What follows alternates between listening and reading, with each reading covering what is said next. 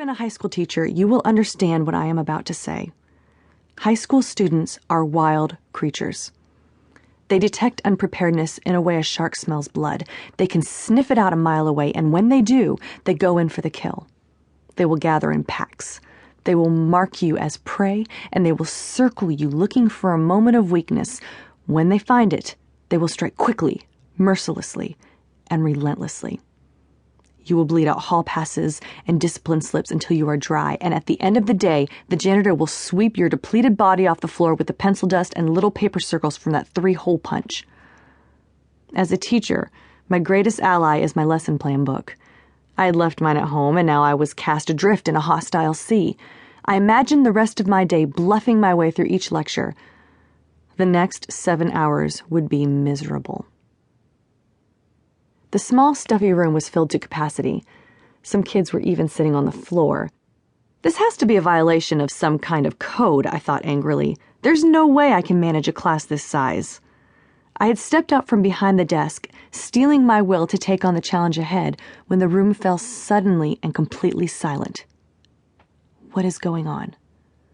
Through the open window, I could hear the sound of the lawnmower grooming the football field and releasing the distinctive smell of summer, the scent of cut grass.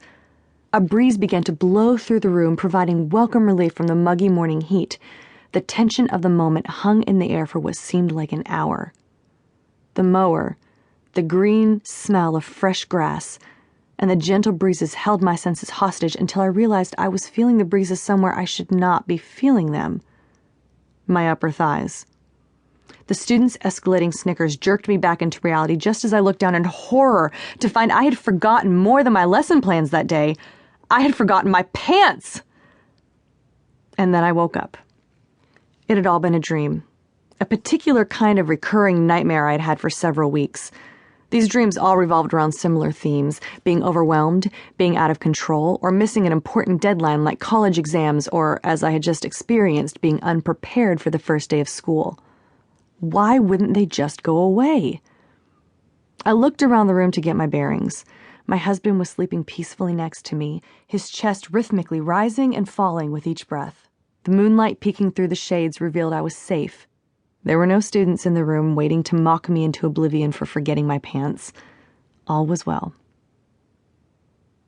I sat up and looked at the clock near my bed and discovered it was 2:45 a.m. The sun was not up yet, thank goodness. I lay back down on my pillow, relieved I could indulge in almost 4 more hours of blissful sleep. Unfortunately, sleep escaped my grasp that night, and it wasn't the first time. Until recently, I'd always been the sleepy one in the family. By 9 p.m., I was usually the one stomping grumpily around the house, turning off the lights and the TV.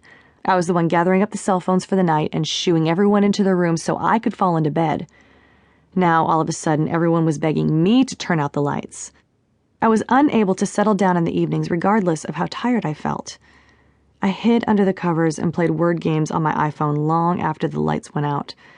I woke suddenly for no apparent reason throughout the night, and, like this particular night, I wanted to go back to sleep. I tried to, but the adrenaline rush that woke me up kept my mind and body in a state of high alert until the sun came up and the alarm went off. As I lay there, trying to fall back to sleep, I thought about this persistent and unwelcome disruption to my routine. I hadn't felt like myself in months. Why was I so out of whack? It was mid-November, and the year was coming to a close, but in some ways I felt as if it had never really taken place. The months had flown by with one major transition after another. We had moved into a new house and immediately discovered a mold and rodent infestation that took over a year to repair. My husband and I were both busier than we'd ever been, and we were finding it increasingly difficult to keep up with breakneck schedules and overlapping deadlines. All of these things, the good and the bad, began to take on a life of their own. I constantly felt I was forgetting something important, and usually I was. I just couldn't manage all the competing demands anymore. I felt like a hamster running on a wheel I couldn't keep pace with, and I didn't know how to jump off. For the first time since planting our church, I felt like I wanted to quit. It's not that I didn't love our church. I did. It's not that I wasn't grateful. I was. But at that moment, my ministry commitment seemed like the only negotiable things left on the table. I already felt as if I was throwing cargo over the side of a rapidly sinking